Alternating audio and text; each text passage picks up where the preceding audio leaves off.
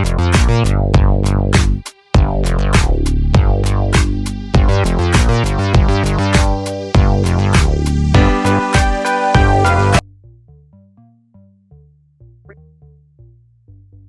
family, it is your boy Optimist Sniper.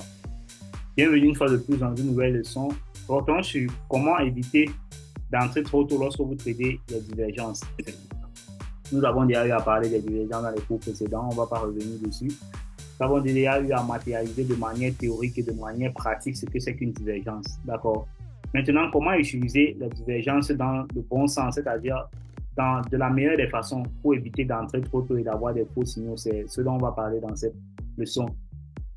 Bien que l'utilisation des divergences soit un excellent outil à avoir dans votre boîte à outils d'accord, de trading, il arrive parfois que vous allez entrer trop tôt parce que vous n'avez pas attendu la bonne confirmation de la divergence. Et si vous continuez à entrer trop tôt dans vos trades, vous n'allez pas pouvoir atteindre la profitabilité. Pourquoi? Parce que lorsque vous allez même être en train d'entrer dans de bons signaux qui vont se renverser par la suite, avant que vous ne capturez la bonne entrée, le bon signal, vous allez déjà prendre plusieurs pertes, d'accord? Et lorsque vous allez avoir votre gain, vous serez juste en train de recouvrir la perte que vous avez, les pertes que vous avez eu à faire. Donc, je vais vous montrer une façon de pouvoir détecter de bonnes confirmations lorsque vous avez une divergence, surtout pour ceux qui utilisent les indicateurs. Vous savez déjà, je ne vais jamais cesser de vous rappeler ça. Moi, je n'utilise pas d'indicateurs dans mon trading, d'accord?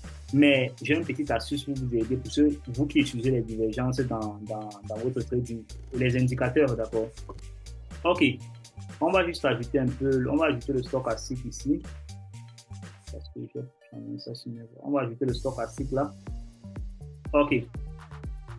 Pour ceux qui utilisent les indicateurs, d'accord? Pour ceux qui utilisent les indicateurs, vous pouvez simplement attendre le croisement de l'indicateur, d'accord? Ce n'est pas une astuce ou une règle, d'accord? Attendez simplement le croisement de l'indicateur de momentum.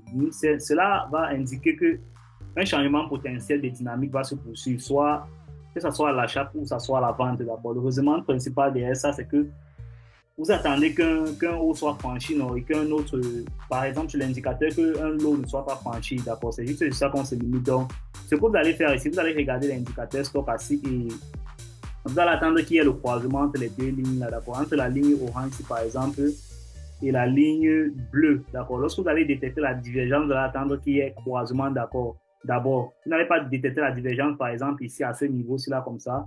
Je suppose que le prix s'est arrêté quelque part ici, là, et que vous détectez une divergence, vous commencez juste à vendre, d'accord. Vous n'allez pas juste commencer à vendre, d'accord. Oublions tout ce qui est en haut ici. Supposons que le prix s'est arrêté ici, là, et que vous allez détecter une divergence. Vous n'allez pas juste commencer à vendre. Ce que vous allez faire, vous allez attendre que la ligne orange et la ligne bleue se croisent, d'accord. Parce que c'est quand elles vont se croiser qu'il y a confirmation qu'il y aura un sommet qui va se former ou un creux, d'accord, qui va se former dans votre graphique. Donc, régulièrement, attendez ça, soyez patient. Vous attendez ça. Ça va vous éviter d'avoir beaucoup de fake out. Ok. Il serait préférable d'attendre que le stochastique effectue un croisement à la baisse pour confirmer que votre paire va effectivement aller à la baisse, d'accord? Parce que vous allez voir, après qu'il ait formé ça, il y aura juste quelques bougies. Quelques bougies vont se former. Après, le prix va réellement se renverser, d'accord? Maintenant, un autre indice que je peux vous donner encore ici, c'est que vous devez être patient, d'accord? N'essayez pas de vous précipiter parce que vous ne savez pas exactement quand est-ce que la dynamique va changer, d'accord?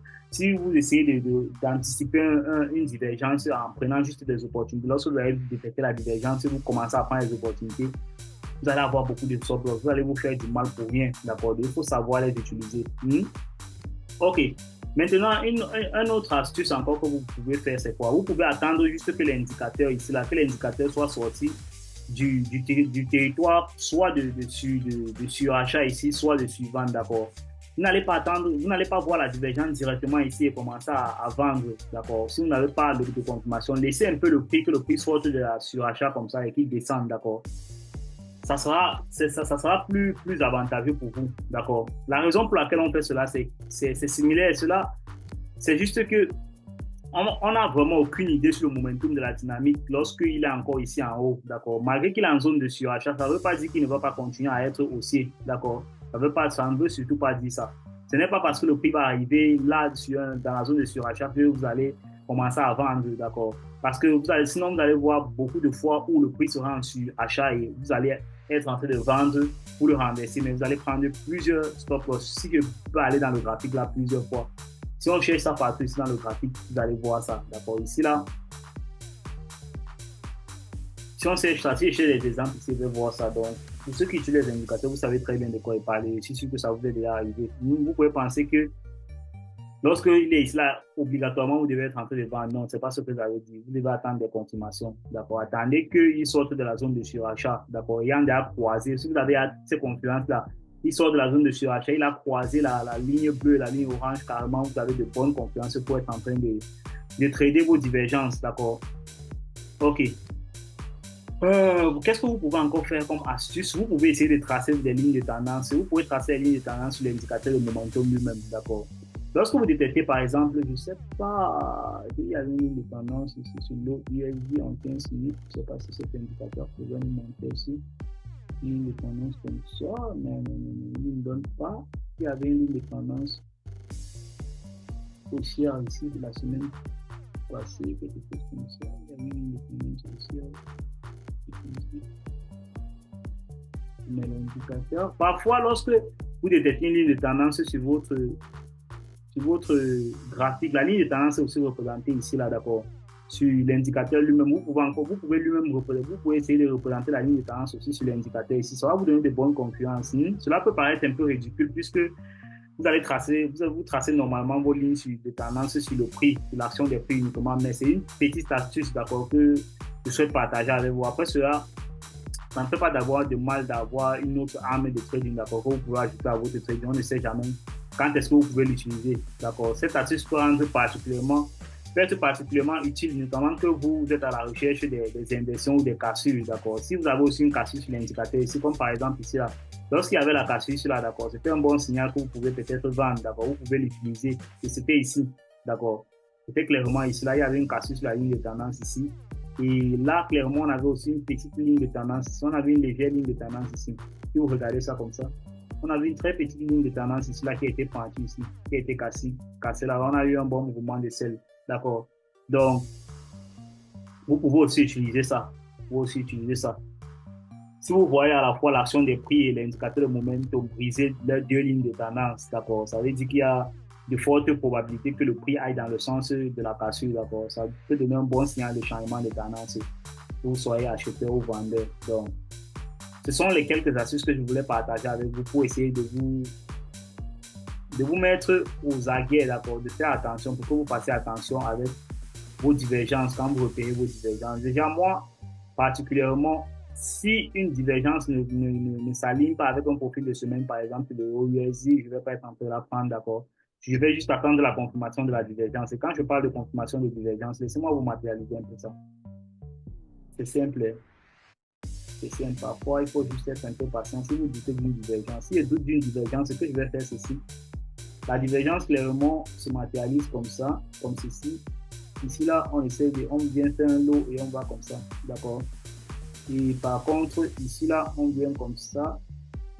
On n'arrive pas à faire le lot et on va comme ça. D'accord? Voilà la divergence qui est matérialisée ici. Vous savez déjà ça. On a déjà matérialisé ça dans le cours précédent. Voilà la divergence ici. Voilà la divergence. Lui, il a allé chercher ce lot-ci.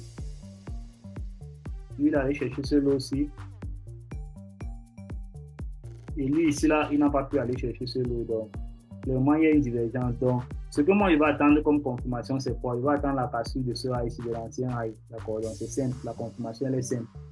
Il va attendre la cassure de ce high ici. Une fois que ce high ici sera cassé, moi, je vais être en train de prendre le trade. Ça sera pour moi comme une confirmation du trade, en fait. D'accord? Mais parfois, je peux prendre ça ici en bas, en tout sorte. D'accord? Ça peut arriver, mais régulièrement, il faut qu'il y ait un order flow derrière ça. Il faut qu'il y ait une historique derrière ça. Donc, vous pouvez faire ceci, vous attendez ça simplement. Vous n'êtes pas obligé de prendre ça loin là-bas en bas. Vous pouvez aussi prendre ça comme ça. C'est ça en fait.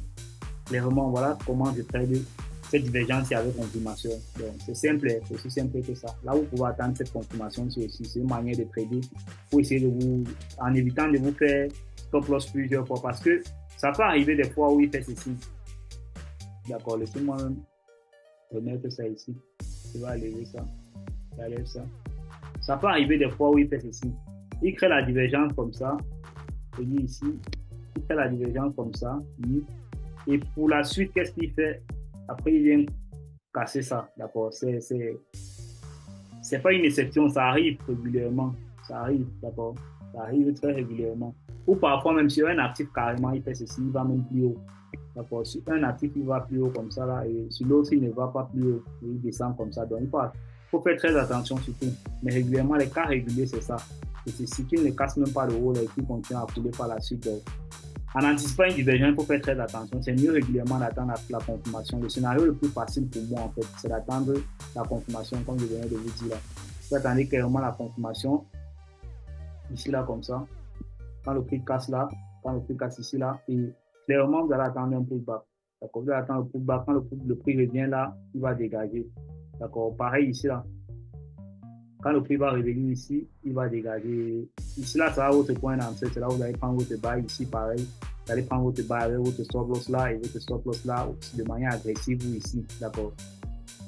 Ok, je pense que comment éviter d'entrer trop tôt lorsque vous avez repéré une divergence, on a couvert ce point. Pour ceux qui ont des questions, vous pouvez laisser en commentaire. It was your mentor, Optimist Sniper.